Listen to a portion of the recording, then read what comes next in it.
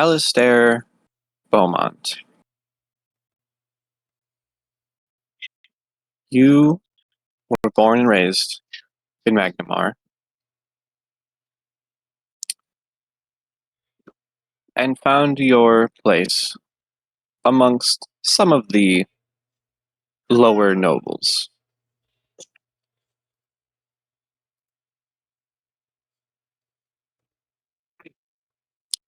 However, it is quite clear that this is not your sole place to be,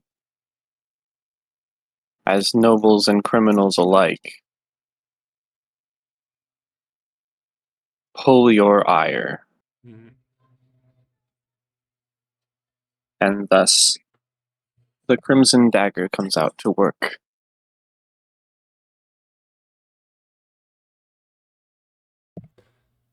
It was an average day in Magnimar. Sunny. A little bit cooler as winter draws nearer.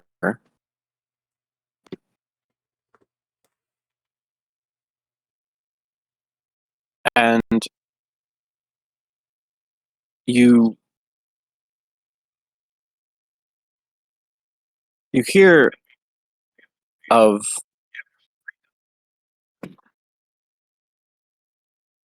some interesting characters. In fact, off of a main street in the Naus district, as you are in your average fare.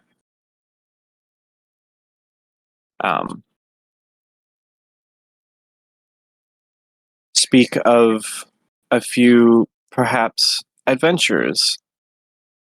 However, if they are adventurers, they are seemingly quite rude and brash. But they were seemingly breaking and entering into a townhouse on a main street.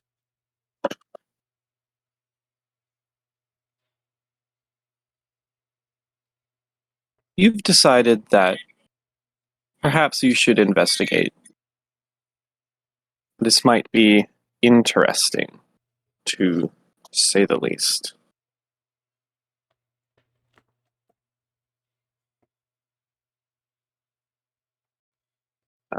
Let me...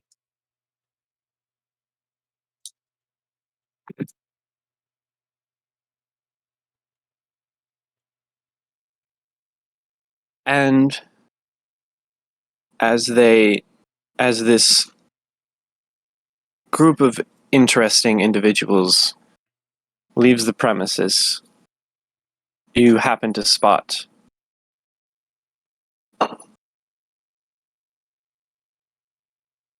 a dead member among them. He seemed to be in mourning.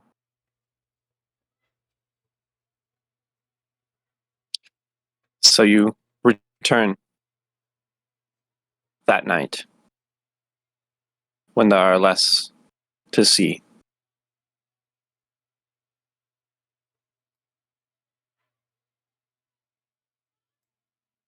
And you begin to try to figure out what this group is about.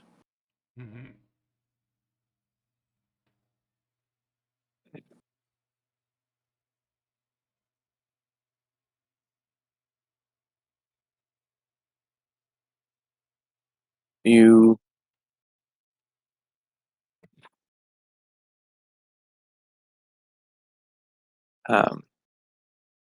well, I guess this is a little bit more of your choice on entryway at this point.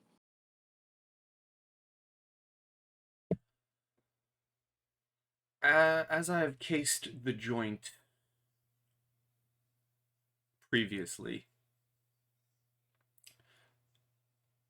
I imagine I would know of the boarded windows.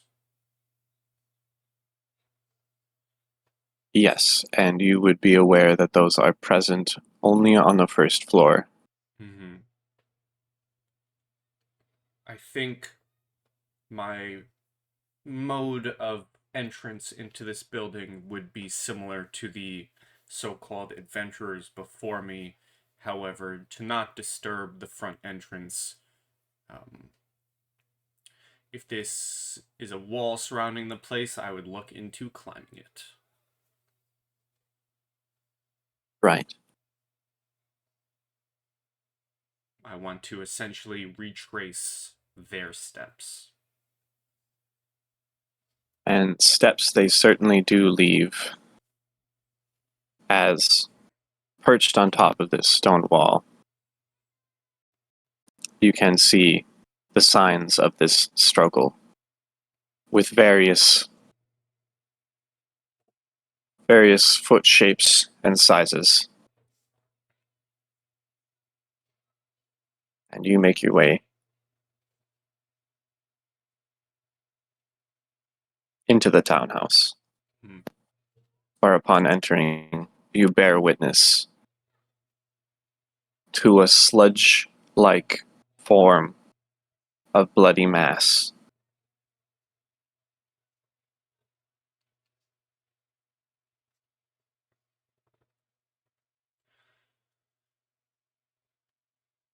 He thinks to himself, quite interesting, and just scans the scene even more to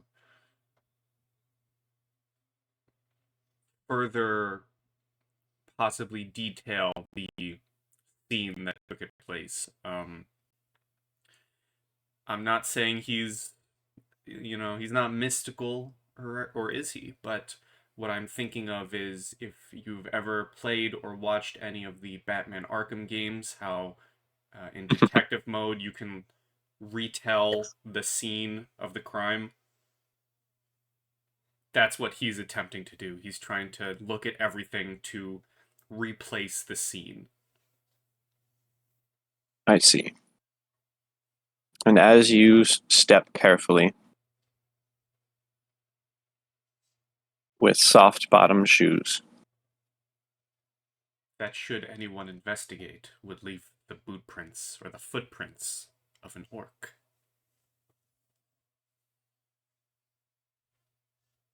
you notice much dust stirred up in this front room. Hmm. As you glance into this sitting room, there seems to be a little bit, but certainly no struggle in here. However, as you cross the room to observe the kitchen, you most certainly see the outcome of an ambush. Hmm. Another near formless mass lies on the ground, part of it slumped into a chair, while at another chair, a large pile of blood spatters in front of it. This definitely is the location.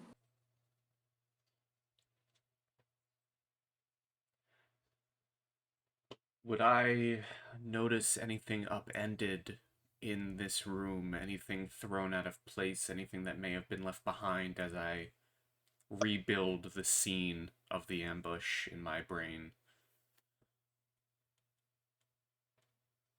Well, as you observe, you can see that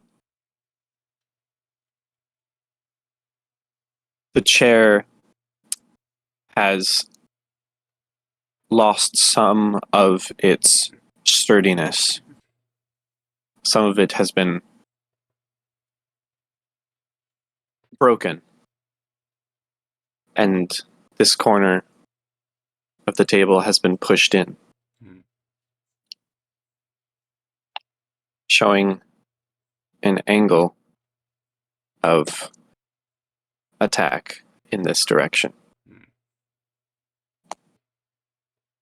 And an attack of a mighty blow, certainly.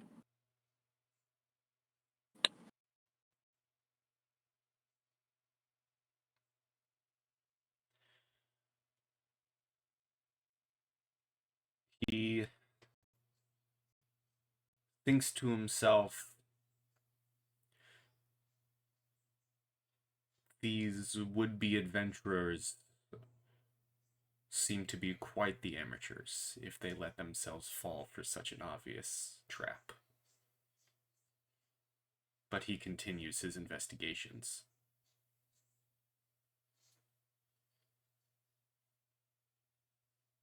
You enter a large back room. There doesn't seem to be anything of note. Even these creatures failed to enter this area. Aside from one set of footprints going up and coming down the stairs. Now, this is a rather dusty place, and you said footprints were out in the front yard. Knowing what I know of this so-called adventuring party, I imagine I could try to, or possibly put footprints to person. You likely could make an educated guess, yes. Okay. The bigger boot prints, the bigger person. Yes. These prints, however, track to the prints seen in the sitting room.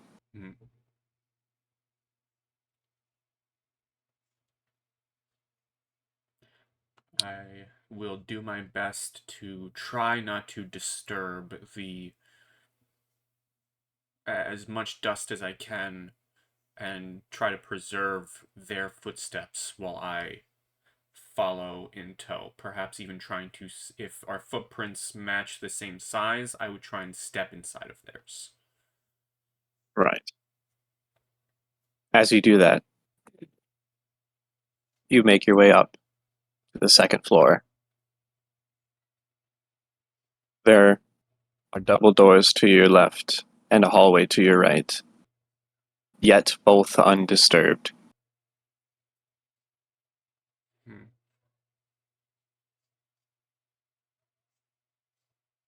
It would appear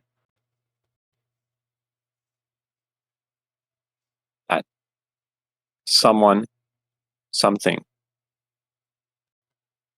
has used the third floor exclusively. Interesting. Not wanting to make anything obvious or leave any potential evidence of their time in this building, he will follow the exact pathing that he sees the footprints heading. So if there are no footprints heading to any of these other doors or any signs that these doors have been opened, he would follow what he sees. And that he does, up to what appears to be a main room next to a master bedroom. The footprints here do seem to spread out. And they do coast towards various windows, as if to keep a lookout.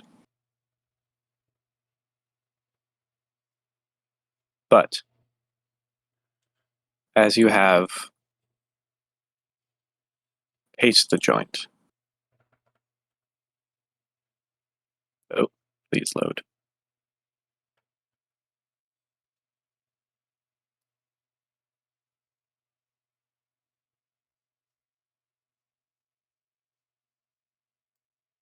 I'm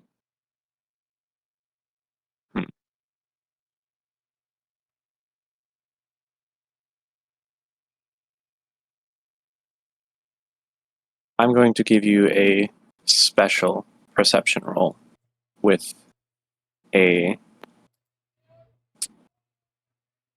+5 circumstance bonus due to your care and previous knowledge. I'll make sure to whisper those rolls. Mm-hmm. And if it is necessary, unless this is what you're giving me for Case the Joint, if I remember correctly, if this is considered a failure, I believe Case the Joint allows me a reroll. It does. Was the +5 already added, or do I add another? You would add another. I see I have +5 from something else. Maybe I'm just that good. Okay.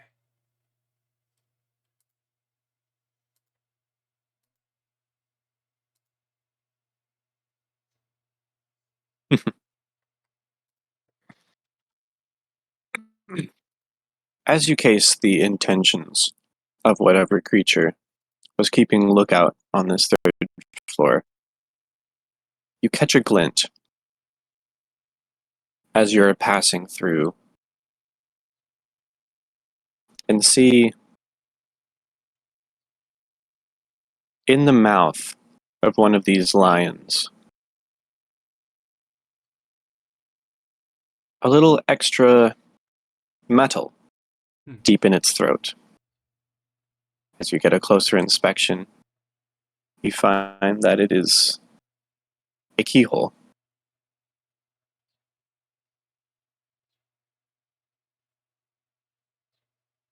Now, whether it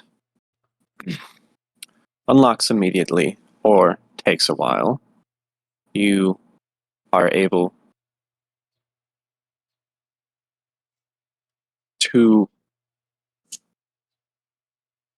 open this. Hmm. And what you find inside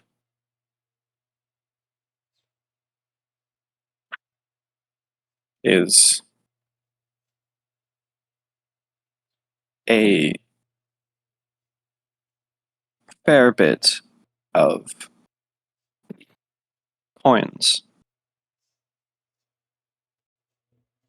Your best guess could be anywhere from 2 to 300, all platinum.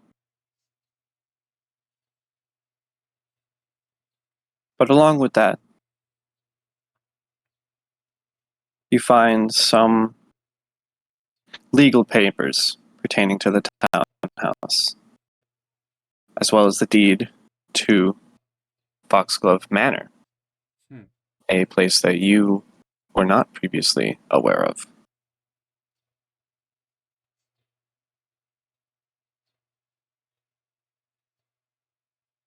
Interesting. You opt to leave the legal documents within, but perhaps this amateur group could use a little bit of help. You take the deed, and you take the coin.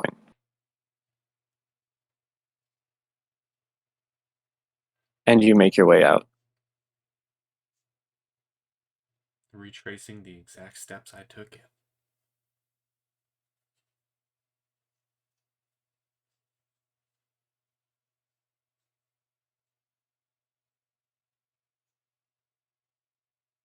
Now, the Crimson Dagger cannot be out forever. And as the sun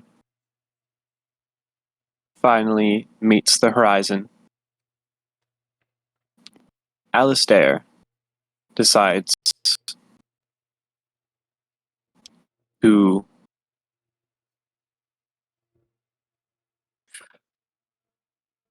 send the message on its way.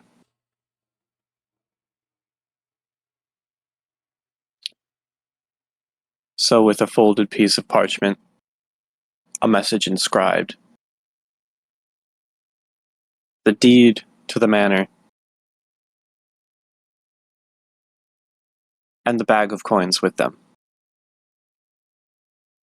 You find a little messenger girl and send her on her way to where you know this adventuring group to be.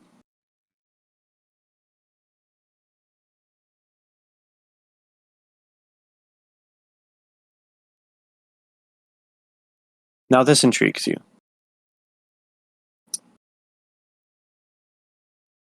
This whole group, whatever was happening at Foxglove Manor, but especially because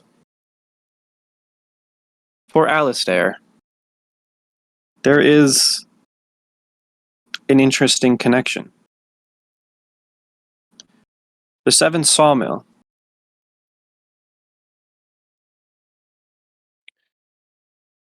You know of this place. Mm-hmm. You also know of one of its occupants.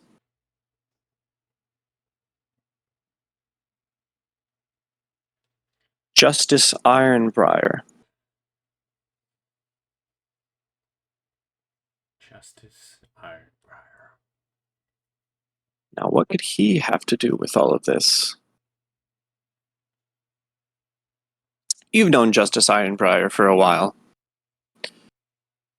You've even sat down and had a toast with him every once in a while with a political victory.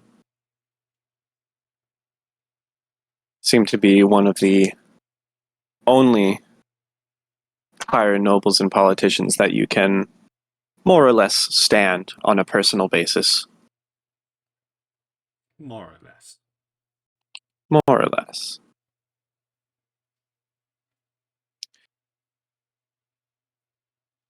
But now he's involved in something. He's involved, and so are this new group. Both on different sides, it would seem. What that could mean, you're not exactly sure. Mm-hmm.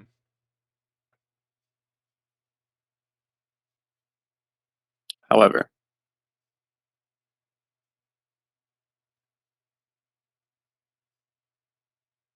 it may be daytime,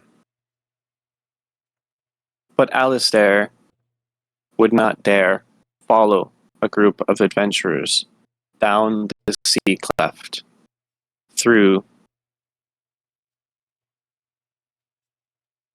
the lower class half of the city, despite your fondness for your home district.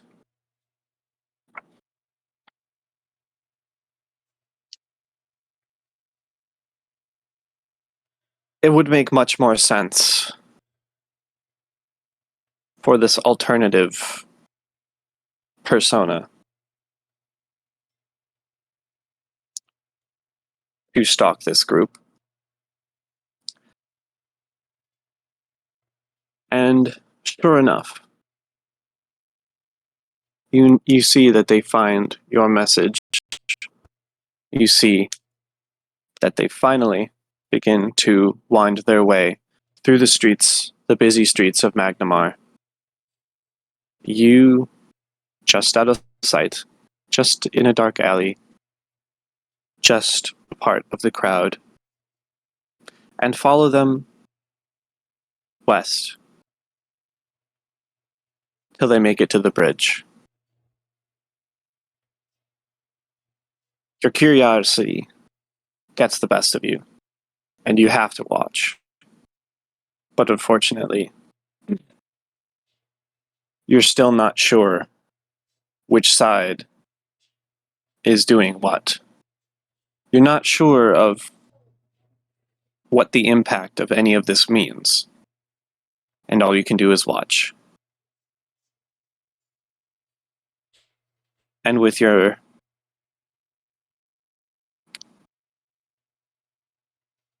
magic seeing goggles, eyes of the eagle,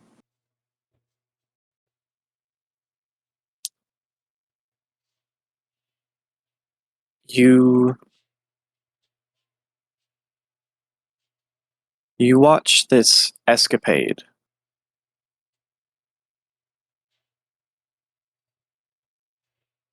It seems the workers at the sawmill are not simply laborers. And you can see through various peepholes that they are all trained to fight. And they all carry an interesting mask. However, this new amateur group of 4 individuals manages to make their way through the whole of the mill.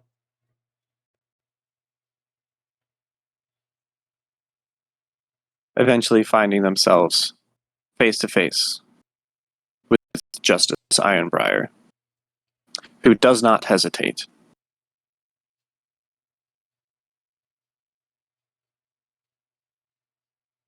The battle commences, and you watch as your prior friend, Hersey, is slain.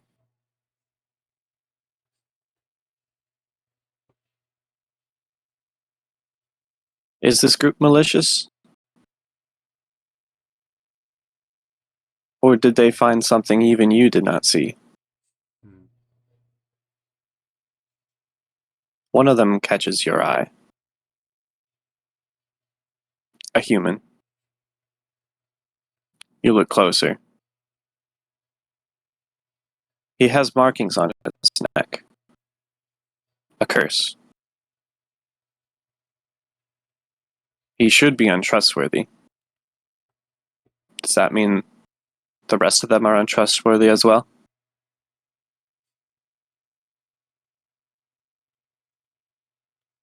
They begin chase. One of them flying directly across the waters of the Yandabakari.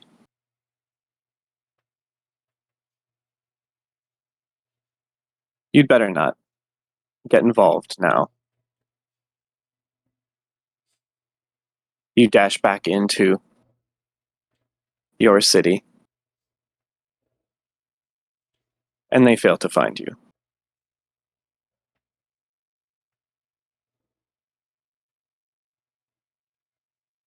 Under the cover of night, later, you make your way back to the sawmill directly, rather than across the river.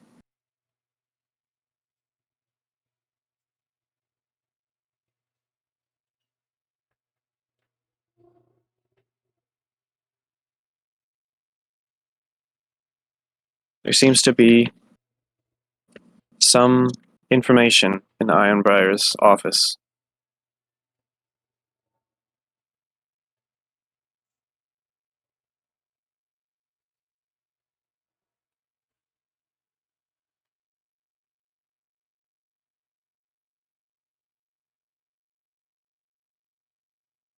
There's some information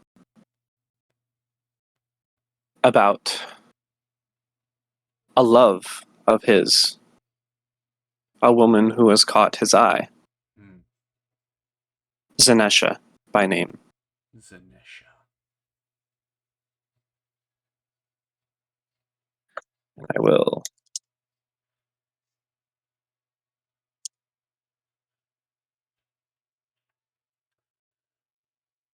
thinks to himself that perhaps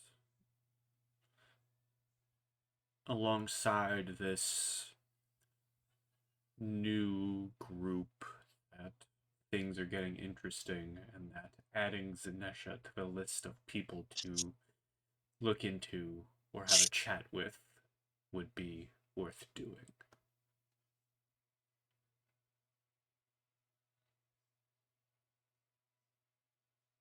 As you do so,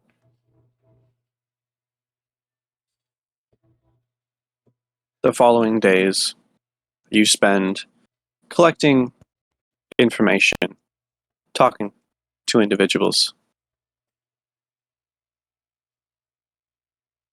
You eventually figure out in an indeterminate amount of time. Future is very hard to predict in D&D and D&D adjacent games.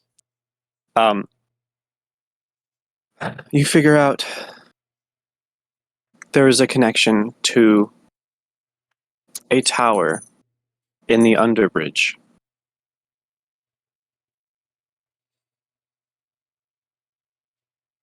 The crime-ridden slums of Magnimar. Barely any sun. Slums that I'm probably very familiar with. Oh, quite. These are fair hunting grounds for you. This underbridge is barely visited by daylight, only when the angle is right. And it leads you to one place in particular, your research. An incredibly tall and interestingly sturdy structure. The Shadow Clock. It stands more than 180 feet tall, almost reaching the bottom of the iron span.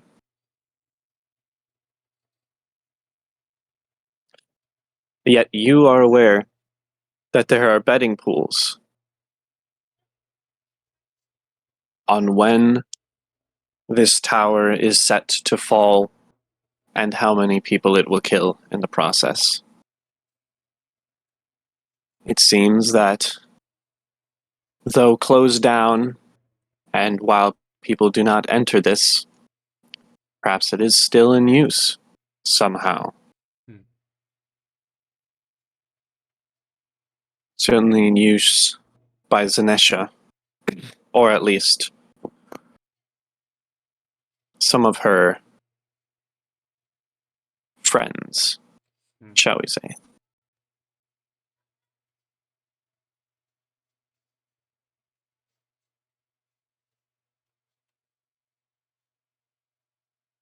You take your way and decide to take some justice into your own hands.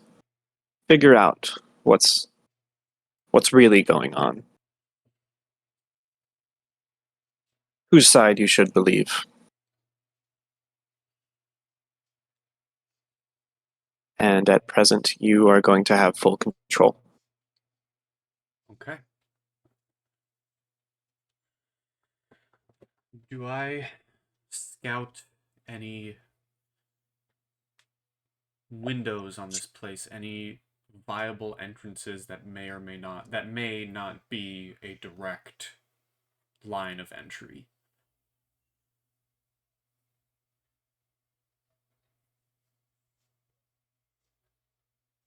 Yes, you do. There are no windows per se going up the tower, but many of the stones have crumbled. And there are several open wooden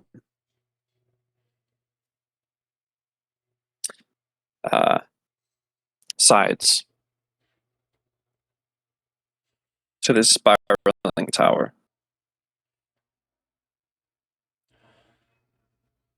Are there any close enough that perhaps would be an easier climb than others that would also be able to be squeezed into?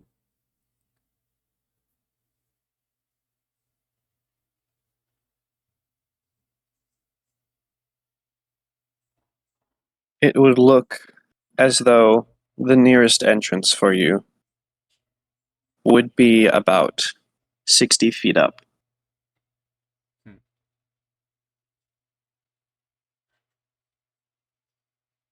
You could certainly make it. There are a lot of footholds and fingerholds in this rickety building. However, the structure itself, you are unsure if those stones would hold you.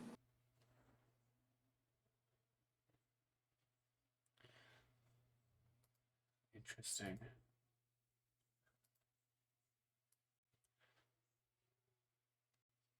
And I know that there is a generic entrance into this place. There is. There is a door to the south. Actually, I guess that would be north.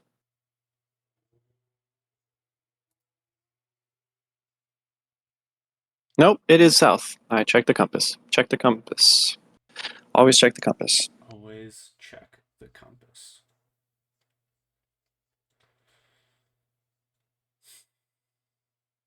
I would like to walk to the wall, walk towards the side of it.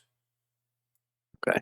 And I want to get that first foothold, the first grab along the wall, just to test my weight alongside the wall. Okay. To see if I can make a viable climb. You may attempt a climb check. Okay. For the first floor. And I'm imagining, to grab the first holding to test my weight. If I feel anything buckle, I would not go further. Let me make sure I'm on Query Whisper. Here is my...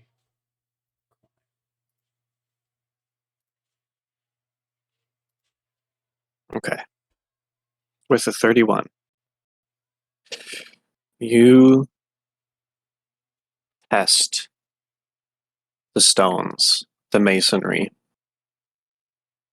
and it is not stable. However, there is enough that should you choose to, and you do attempt at the very least a little bit, you can find a pathway up that would hold your weight. It is more treacherous, and you do find pieces of masonry falling, but none of it catches you off guard.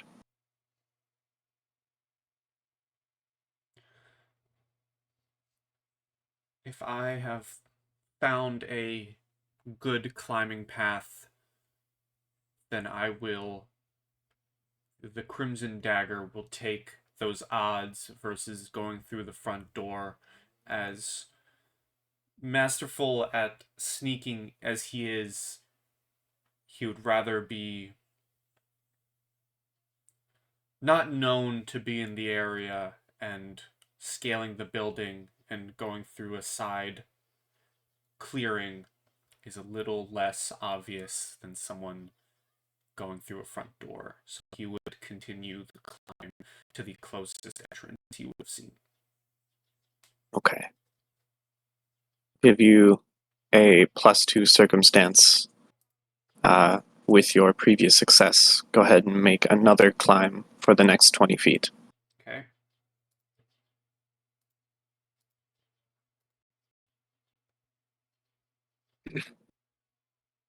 Okay. Natural 1. With a red 16.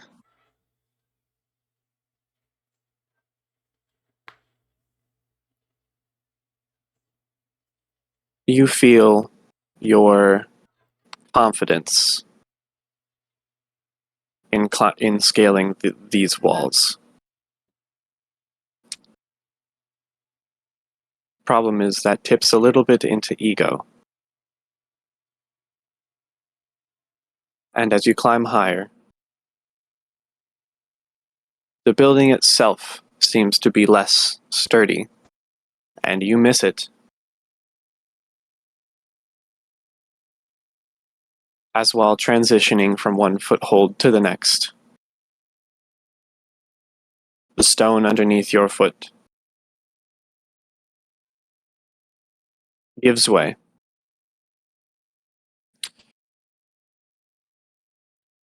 And you are to take 14 falling damage as you fall back to the ground and roll onto the stones at the bottom. If I could, before falling, if I Mm-hmm. would have had, that split chance to try and do anything to prevent the fall. And obviously, you can say yes or no, but I have a spring-loaded wrist sheath that has a dagger available. If it's at all possible, to attempt to let loose that spring, that wrist sheath, grab the dagger, and stab it into the wall, to either slow down the fall or prevent it. I know, or if that could be a possibility, to try and do that, I'm even willing to take some damage, as I imagine the strain on holding to a dagger, clinging to a wall probably would hurt. Right. I will, in this instance, I will grant a reflex save. Okay.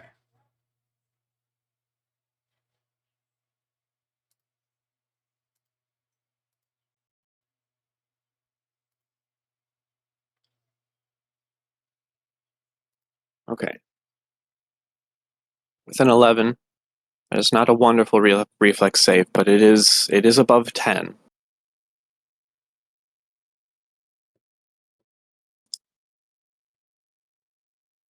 You are going to reduce your fall by 10 feet. Gain control. Meaning, you are to take 6.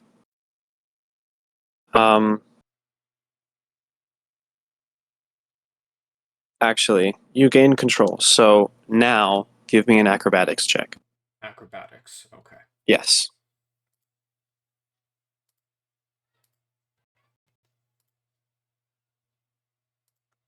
Okay. You take 6 non-lethal and 2 lethal. Okay. You manage to control yourself just enough for 10 feet. However, it gives way out of the masonry as it is very jagged and uneven. You fall the rest of the way.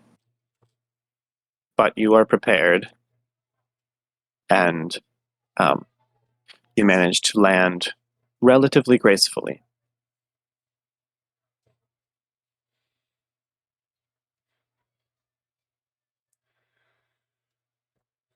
Shaking myself off.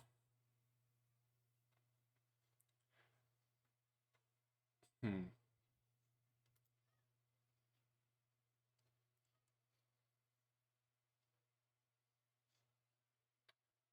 I have a grappling hook. Mhm. Could I deduce, uh, if with the masonry, the rocks, and the stone being so loose as it is, and me barely having enough to really get up there, just barely, would it be would I be able to deduce that either a grappling hook holding me would add too much weight, or if I find the right place, I could add more stability with a grappling hook and some rope?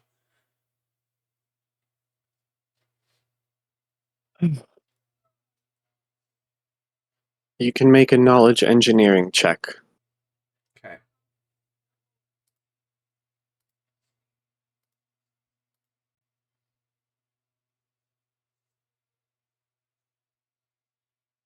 Fortunately, you are much more used to using your grappling hook on sturdier buildings. Mhm. You are unsure. You believe that you might be able to get a hold on this rickety building, but whether it would help or put you in more danger is left to be seen. Okay.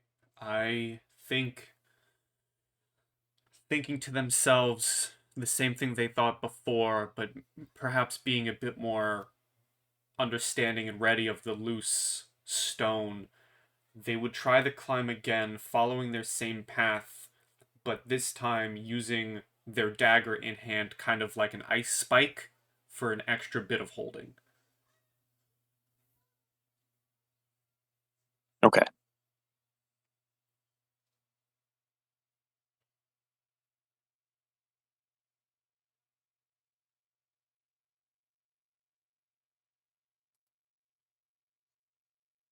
Yeah, I think that would be the plan, to try the climb again, Okay. but finding spaces that he can risk jutting in with the dagger for an extra hold. Right. Um,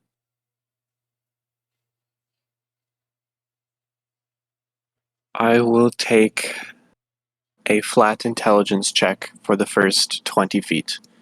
This is more memory than it is climbing. Okay, flat intelligence roll.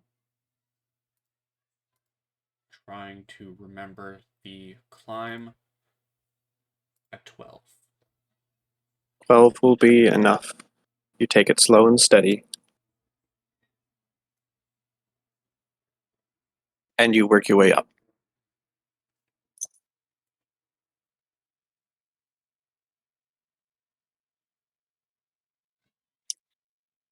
About 20 more feet,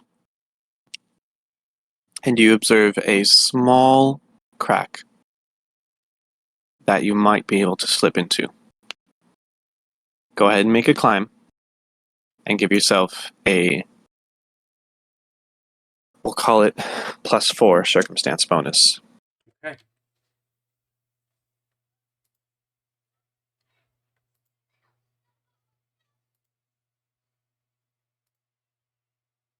+26. 26, okay. It is genuinely shaky. Um, you don't wish to fall, of course. And you almost do at several points. But your secondary climbing tool, your knife, manages to give you just the edge you needed to make the rest of the climb. Now, 40 feet up, you find this small crack that you can squeeze through onto a stairwell. And I will do so. And I would like to, as I'm on this crack, if it goes from, stone walling, does it go directly onto the stairwell, or is it like stone walling that I perch upon and then stairwell down below it? Or next to it? It's not perfectly even. The stairwell is maybe 7 feet below at this current point.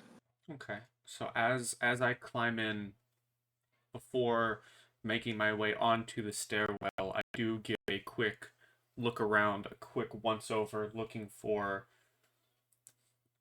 people, looking for anything that may prevent my movement, whether this will take multiple perceptions or just one in general, but I'm looking for things that would impede myself, such as people stopping me. I just climbed a really loose building, loose boards or loose walkways in the Yeah, stairwell. I'm looking for things like that, things that would impede my movement as I go forward. right. Give me 1 second. You may. I would like 2 perception checks, one for environmental factors and one for entities.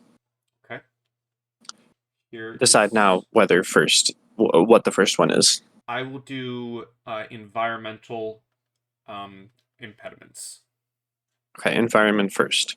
So here is the environment first. Things that would catch me that are part of the building itself. An 18. Okay. And assuming you want these back to back. Yes. Here is for entities. I don't know this yet, but here's for entities living or dead. 26. Okay.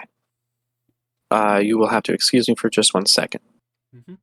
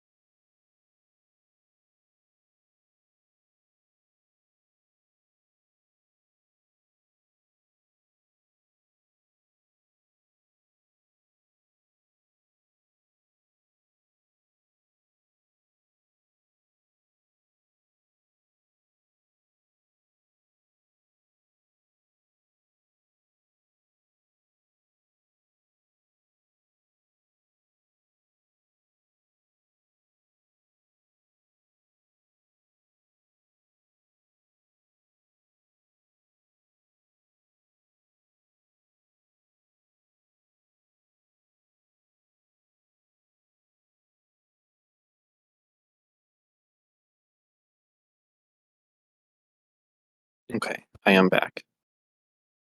Welcome back.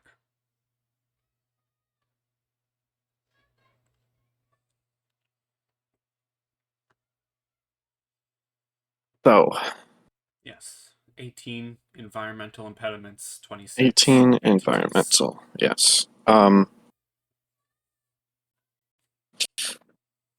You look around your location and you can see that the stairwell itself is actually not that sturdy.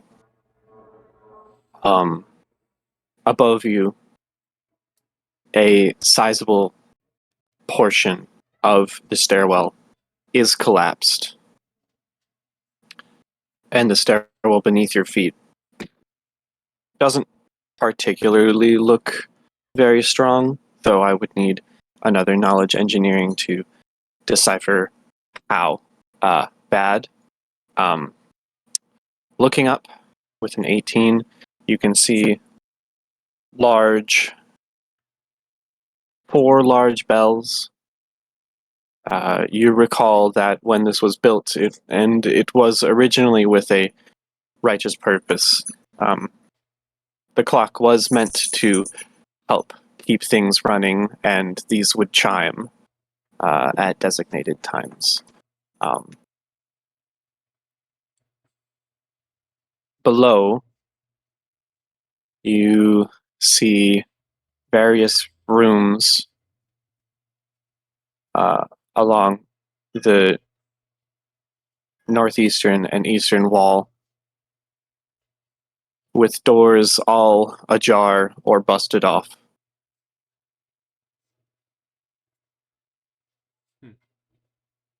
You see a cart sitting sort of in the center, but a little a little northeast, as well as bits of hay and plaster and rubble littered across the floor.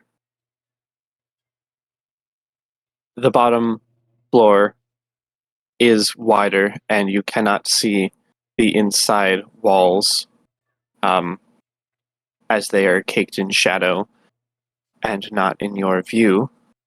But that is environmentally what you can see. Okay. With your entity perception.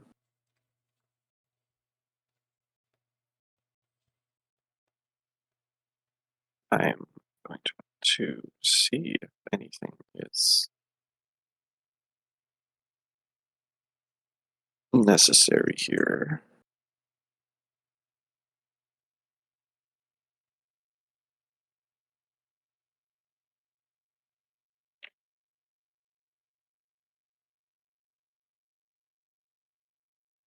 Okay.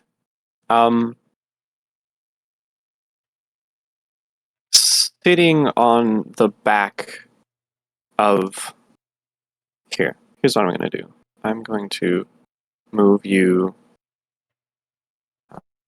here, and I'm going to give you some vision. I do have low light vision if You that do. comes into play.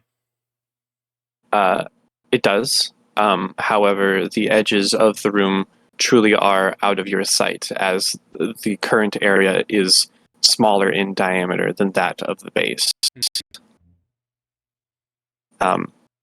You can see these rooms as well as the beginning of the staircase. Mm-hmm. You can see the wagon and the plaster.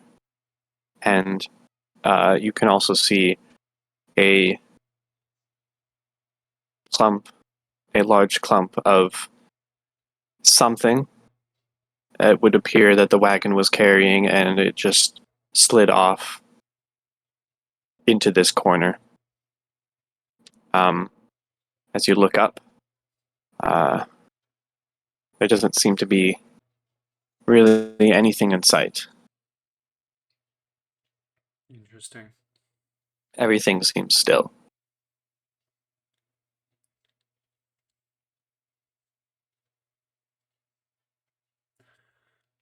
May I do that engineering to determine the Yes. sturdiness? Yes, you may. Okay.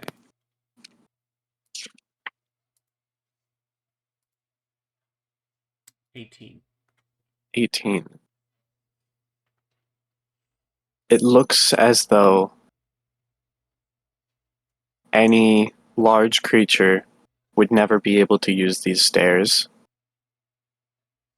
It also would seem that a close grouping of medium creatures would not fare a better fate either.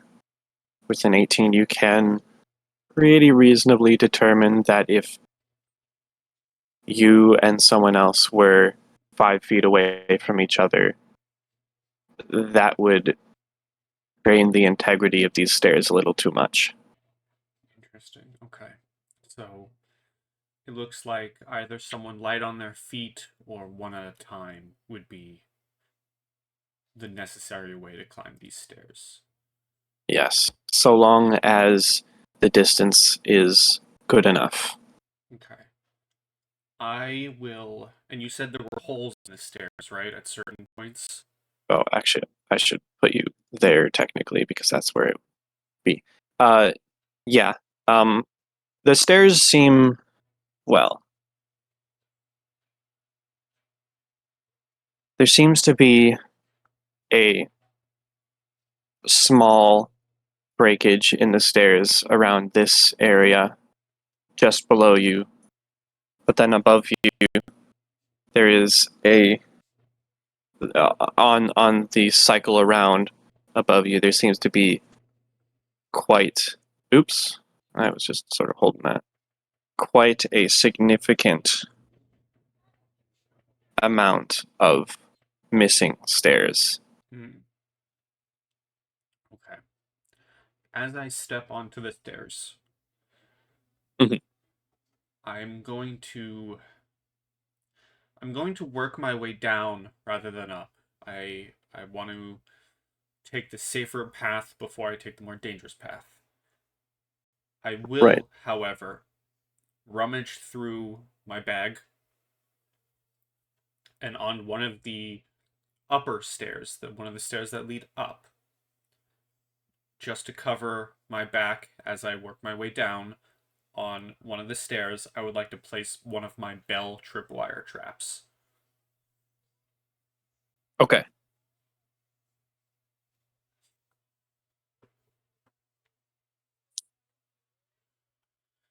And when that is set, I would begin my careful walk down.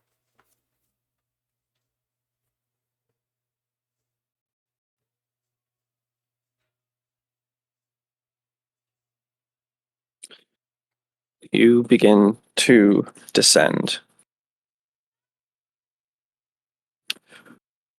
You And make it. for just to further explain, obviously bell tripwire trap, we both know what that does. Should Yes. anyone come from above, from behind me that I wasn't aware of, the intention is they trigger it, it sounds the bell, I'm ready. Yes. Good. Um, you make way down. There's a small landing as the stairs turn, and after these 5 feet of stairs, there is a 15-foot gap. Interesting. Okay. So I will reset my wrist sheath, but I'm keeping the dagger out. Okay. If I don't want to jump it, because that is not a smart move on already rickety and destroyed stairs that you just told me will collapse if any major weight is put on it. So if it seems like I can get a foothold, especially using the dagger with extra, handhold, if I can get a grasp on the wall, I will try and shimmy. Okay.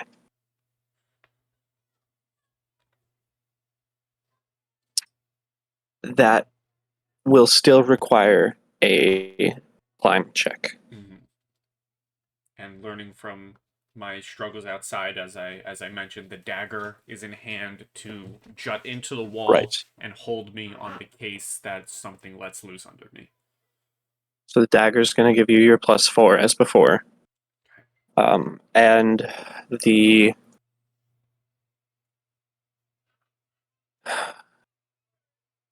the holes in the walls are going to give you an additional +2 from the where the stairs, were lodged into them. So for a So total a of total six. +6 circumstance, yes. Okay. It really does feel like you're buttering me up, but in my mind, I'm just doing the smart things. I'm just being smart. But boy, does it feel good to hear numbers given to me. Every +1 counts. 26. 26. Again, you are shimmying along this line, and the dagger is helping, Mm-hmm. but it does fail you at one point along your trek as you are 5 feet away. Um,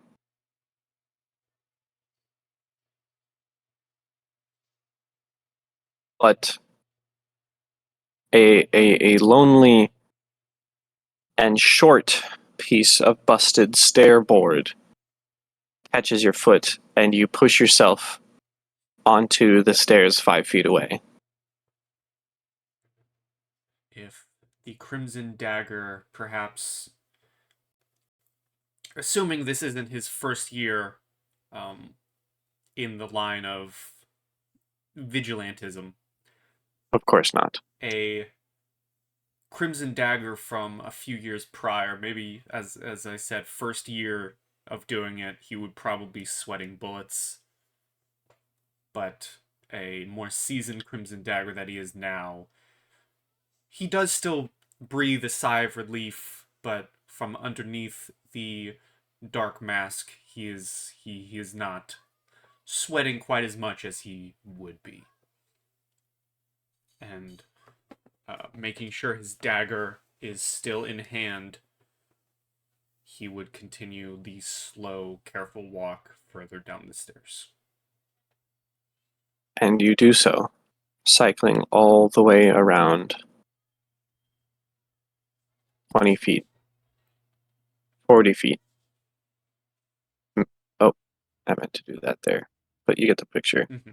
All the way till you can see the bottom floor yourself. As I continue down the floor and I reach the top of these stairs at the bottom floor, I see the front door Mhm. and I see over here. Do I have a better look at that clump you mentioned? Do I have better visuals on? Yes, I will let you case this area once again. So, a perception check. Okay. As I look around towards No that bonuses, area. though. Yep. 20. Flat 20. Okay.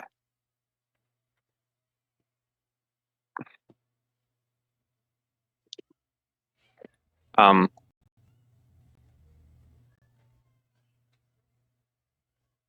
no, it does not appear to you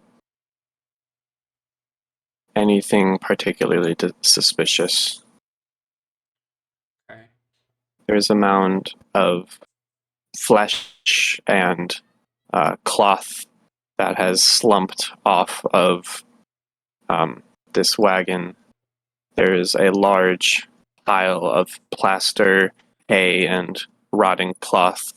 In this corner, you can see a little bit into a couple of these rooms, but everything looks dormant. Mm-hmm. Not suspicious, they say. Flesh and clump, they say. Not suspicious. Um, It can be as suspicious as you want, but it's not moving. is not moving. Okay. I think to me, both as the player and the character, that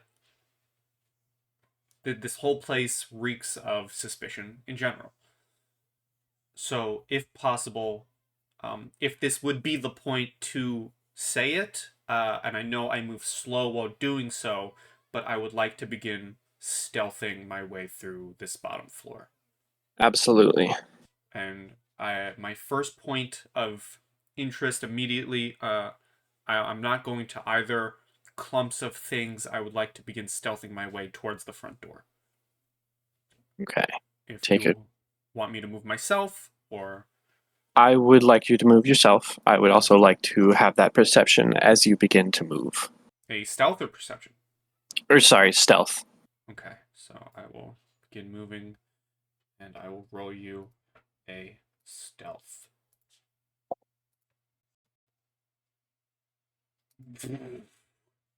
Wow.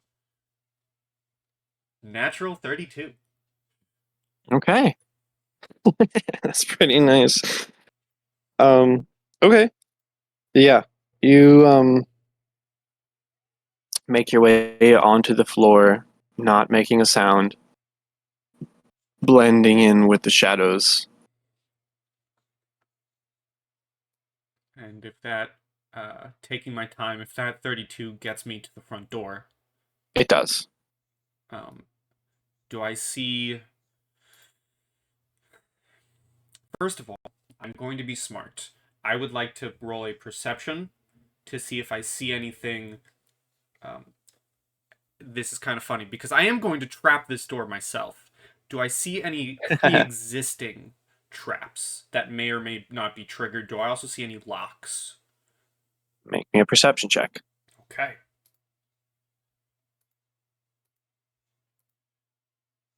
33. No. This is neither locked nor trapped. Mechanically, definitely not trapped. Arcane or divine, probably not. If it is, it's a very invisible trap. Okay. So then I will you see, let's see. You see this line right, not that line. This line right here, right above the door. Mm-hmm. I would like to place my second bell tripwire trap on that line in front of the door. Whether can I? I'm gonna back it up a little bit. With that 33 perception, would I be able to tell if the door opens outwards or inwards? It would. I'm sorry. It opens outward. Okay, so I would still place I would place my bell tripwire trap at that line in front of the door, between those two stone walls, so that if anyone were to walk in, they trigger it. I know someone's here. Right.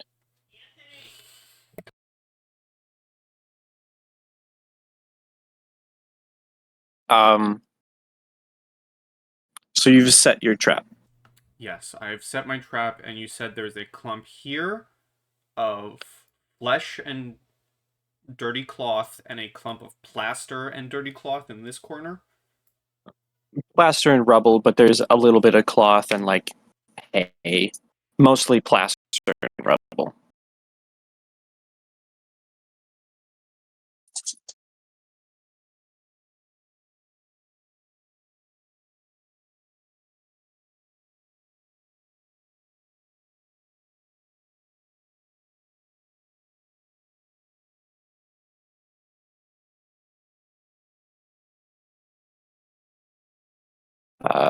If you have said anything I didn't hear.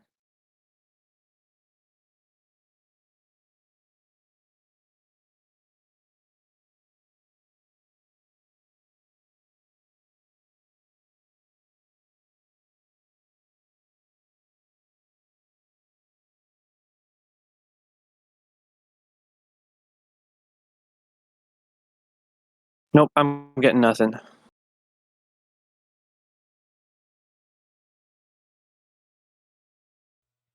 Hello? Unless you're busy. You might Hello? be busy. Can you hear me? I can now. Okay, that was weird. My microphone decided to stop working. What I Mm-hmm. was saying was I would like to continue being stealthy. I would like to still, be careful with my steps, moving as quietly as possible, and I would like to investigate the corner of plaster and rubble. I do not know what I'm looking for, so I think it would just be a general, you know, investigation of, what am I looking at? What happened here? What can I tell from this? Right. Um,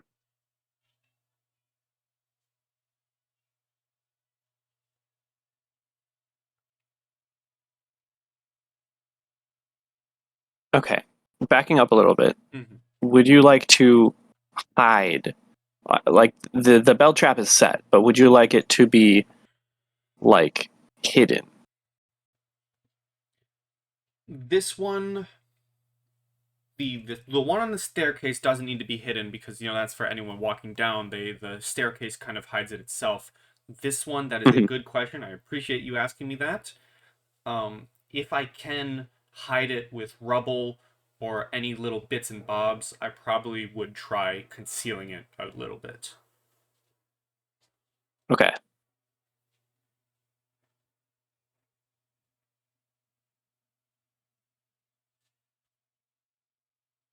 Okay.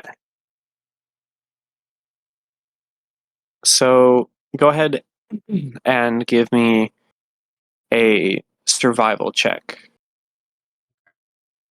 I'm not the greatest at this, but even if it does fail, I still have a bell wire trap. Yes. So, an 8. Okay. It's some of its constituents are hidden, others not as much. Yeah. All right. Back to the rubble. Um,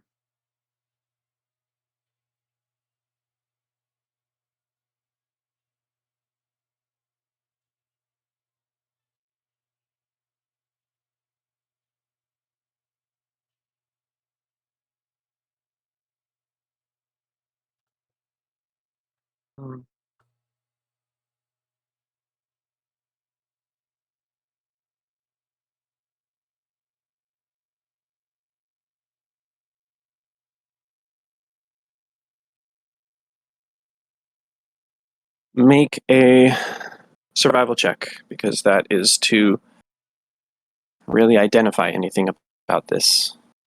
Okay. We've already determined I'm not the best at this. That's all right. But I will roll. Well, okay then. 24. I should just shut up and let the dice do the magic. Maybe. This doesn't. This pile of plaster doesn't look like it's just fallen there. It also doesn't look like it's just been swept aside and like pushed into the corner so that like foot traffic can be easier. Which you do actually notice now, glancing at that and the general area.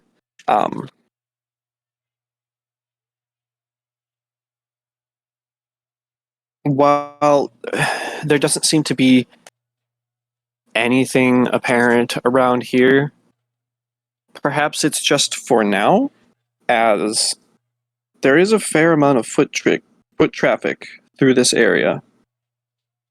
Several medium humanoid footprints, and a pair of enormous misshapen prints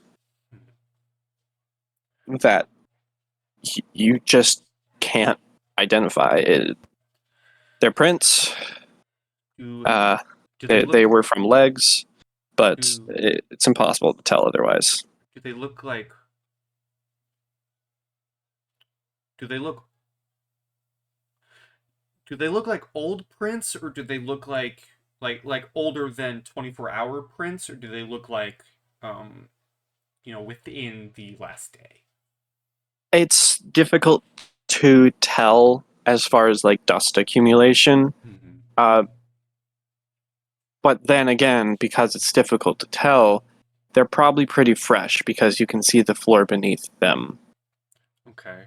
With that knowledge, um, he will grab another dagger on his bandolier and unsheath it, so he has two in each hand. Okay. As you do that,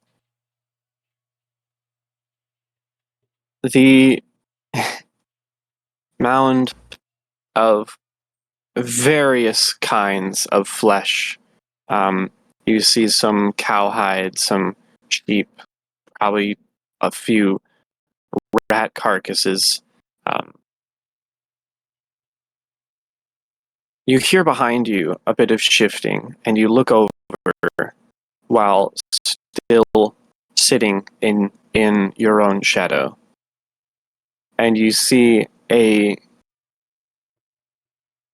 ugly and misshapen head pull itself up from its dormant shape.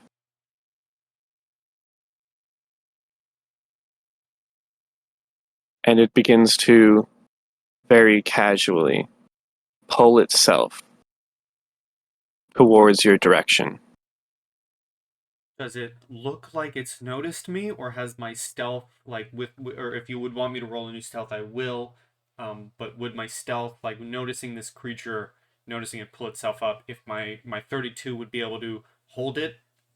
If it doesn't look like it's noticed me, I think the Crimson Dagger definitely tries to back up into the wall a bit more to let the shadows conceal them, so that he's a bit more hidden rather than open.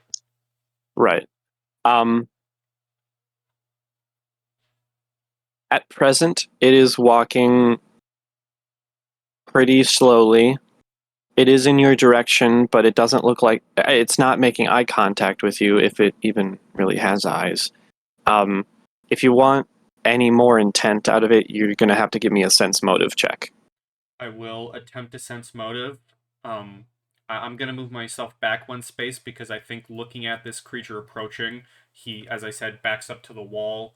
to gain more cover, to gain more shadow, Right. to hide further from this creature, and I will give you a sense motive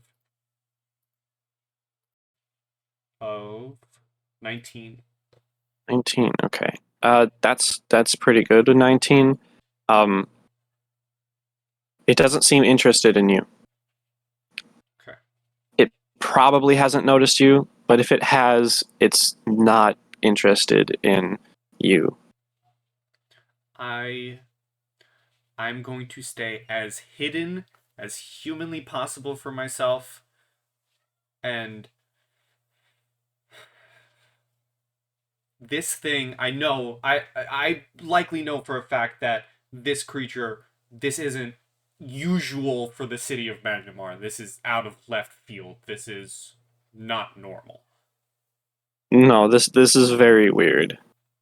I I I'm going to stay as hidden as possible to observe it for at most what would be maybe a round, and then if anything, this is weird enough for me, but if anything happens after observing for a round, I'm gonna try and drop on it with my daggers. Okay.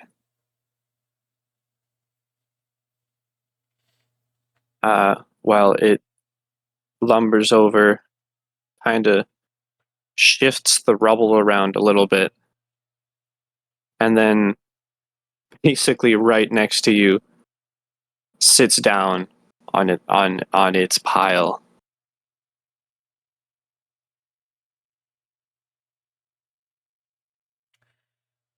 Now that it's moved, Mhm. has it upended or shifted anything from the wagon, or is it safe to assume that this was the clump? Yeah, this is the clump. There's nothing else there. There's some leftover detritus, but there's basically nothing left otherwise. Okay. Then I think the thought process through the dagger's head is I need to investigate this place further. This thing will likely prevent my investigations. So, from the shadows and directly right, being directly next to it, seeing what it's made of, can I try and piece together? Like, do I hear breathing? Do I hear, you know, anything that something with living parts would be making you? And I hope you understand what I mean by living parts. I do. Would be making, or is this thing straight up like this ain't right? 1 second. Mm-hmm. Let's see. I mean, obviously, I can see that it's not right, but to gain that further information.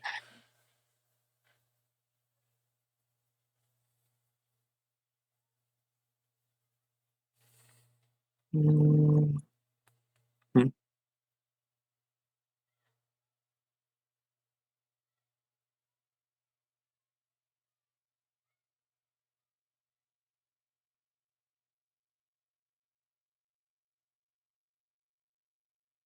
Um,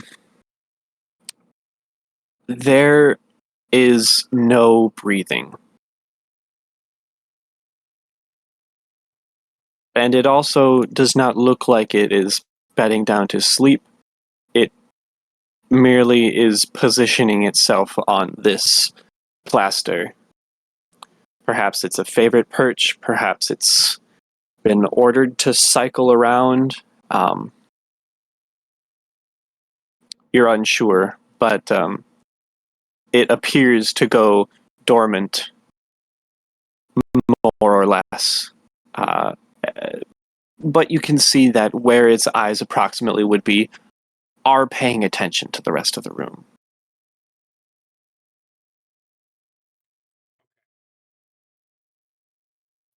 Then I will ready my daggers, and I am going to, using my advantage from the shadows, I'm going to try and sink both of them into this thing. Okay. Okay. That's going to bring it in.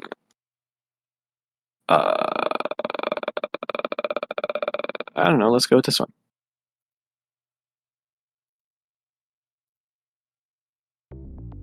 Ooh.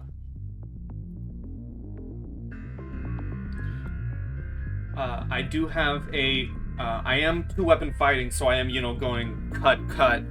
I have light weapons, and I have 2-weapon fighting, so it reduces my penalty to -2 for both the offhand and main hand. Correct. Do I gain? Are there any bonuses in Pathfinder to, surprising someone, to jumping out of the shadow, other than what I already have? I do have startling appearance, which, if they are unaware of my presence, which I certainly hope they are, they are treated as flat-footed for the rest of my turn. Okay, well, you are getting surprised, so they definitely are going to continue to be flat-footed.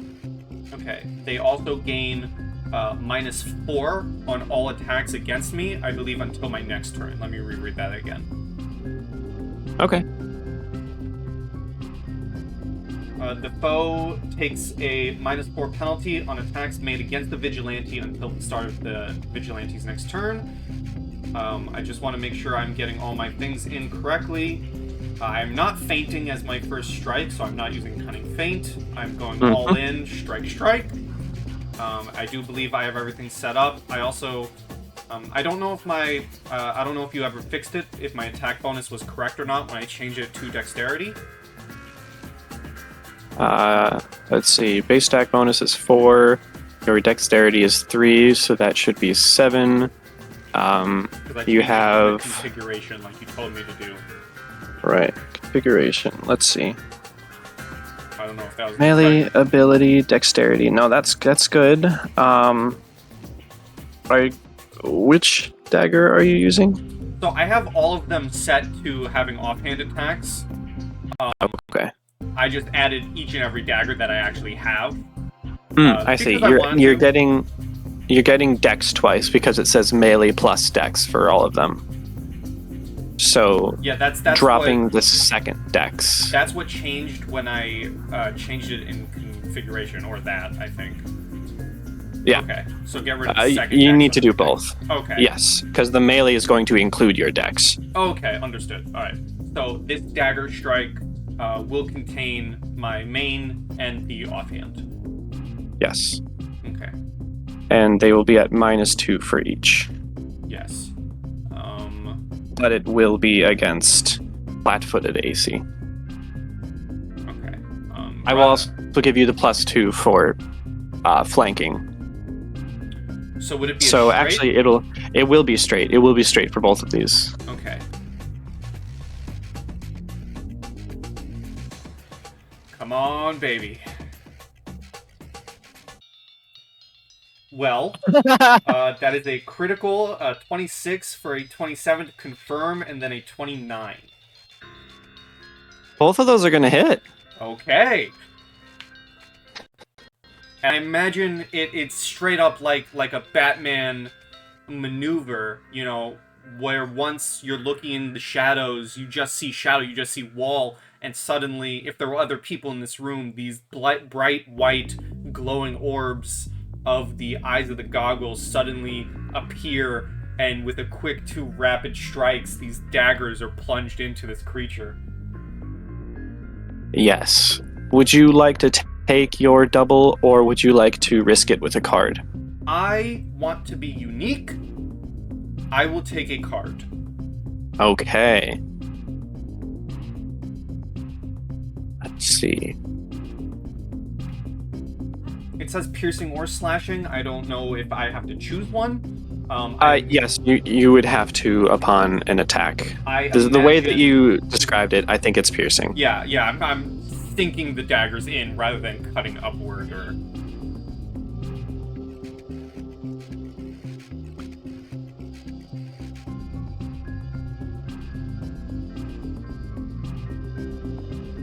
Okay.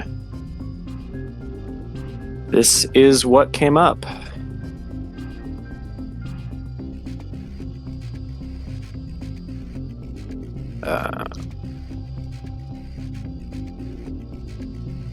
Cheek pierce. Uh-oh. Uh-oh. That's fine, I'll fix that.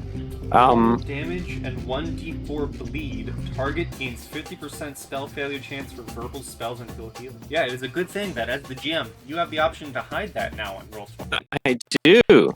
So, I'm actually, for our sake, gonna copy that and put that in another whisper. I'm gonna get rid of that. Ta-da! Okay. So, it is going to be the 9 damage from the first attack and the 7 damage from the second. Okay.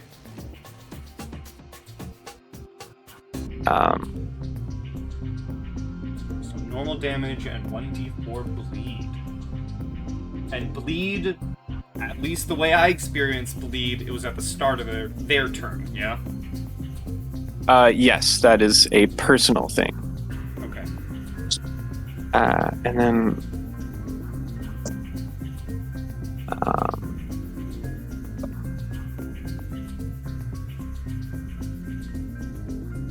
really? There's no way. Hold on. 1 second. I need to check a thing. Yeah, okay. You went for the card, and this is how it came out. I can't give you any bleed damage because this construct doesn't bleed. Oh, okay. You rise up and you sink these daggers, one directly into the side of its face and one into its shoulder right at the neck. The flesh is incredibly tough. Mm-hmm. And you come away realizing you didn't do as much damage as you expected. Mm-hmm. And as you pull out the dagger from its cheek, what would normally be quite a vital strike doesn't appear to be that vital. Mm-hmm. And it is now aware of you. I will take initiative from both of you. Okay.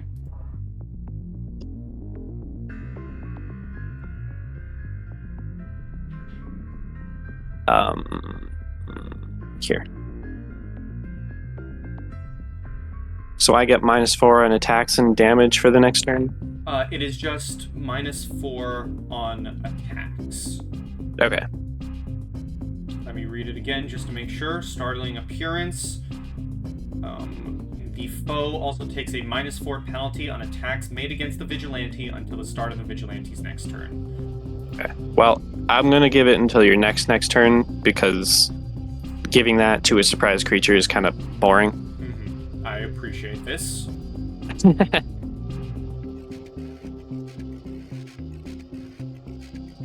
Well, it goes before me. So Okay. So we get to use that -4 right now. It kind of stands up, and while it was not prone per se, it does take the opportunity to get into a battle-ready position, and I will offer attacks of opportunity on this. I will indeed try to sink my daggers once more into it. And I will, because I don't think there will ever be a time where I'm not two-weapon fighting, I will add in the -2s to all of my attacks before our actual session. Okay, gotcha. But So now, are these going to be -2, or yes, are we going to add manually? I will, because I know there is a spot I can enter a -2. I will do that later. These are, we just have to do the math for now, to keep things moving and not take long. Yeah. And if the opportunity attacks, they can beat both strikes. No, it is a single strike. Okay. So don't take a -2 on this. Okay, so then it's still gonna roll both because I automatically I put that in for both. That's fine. But here is the first strike for a 13. 13. You run your blade against its thick, leathery hide, and it doesn't do anything. Okay.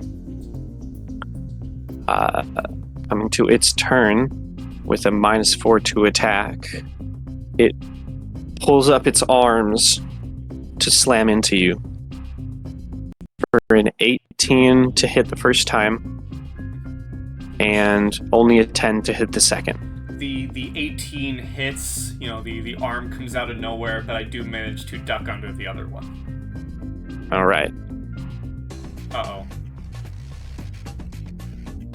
Ah!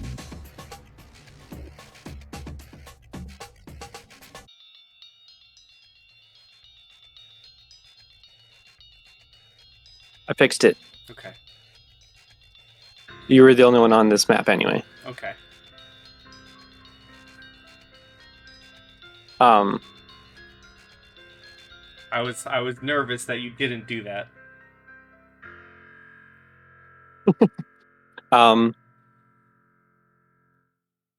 That's 13 damage from that slam. Okay. That certainly hurts, but it doesn't hurt as much as if both would have struck me. Right. And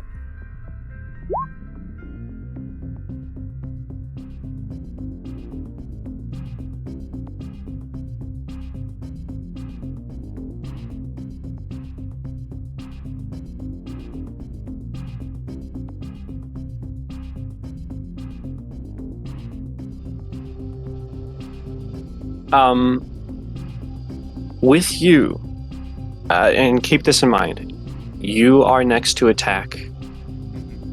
I'm going to halt this right here. Okay. As you go to attack, you hear the bell from your trap. Front door or upstairs? Bam.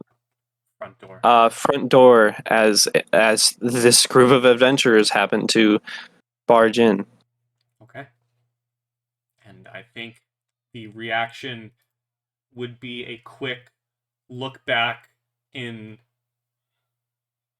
I wouldn't say surprise because I set the trap for a reason. But it would be a quick look back of who is entering, but then it would be an immediate snap back to the large creature at attention that just, put its large fist into my chest. Yeah.